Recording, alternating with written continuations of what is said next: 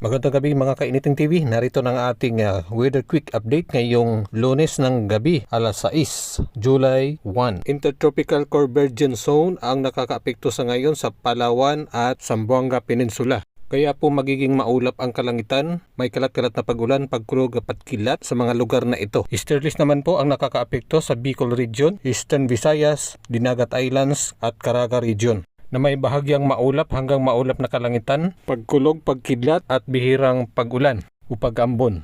Makikita po natin dito sa ating weather satellite animation na ang mga lugar na ito ay apektado po ng localized thunderstorms. Ito po yung Ilocos Region, Zambales, Central Luzon, Mindoro, Romblon, Panay, Negros, Northern Mindanao, Bukidnon, Sultan Kudarat at Davao Region na magiging maulap din na may kalat-kalat na pagulan, pagkulog at pagkidlat. Samantala ang mga nalalabing lugar ng bansa kasama na po ang Metro Manila ay magiging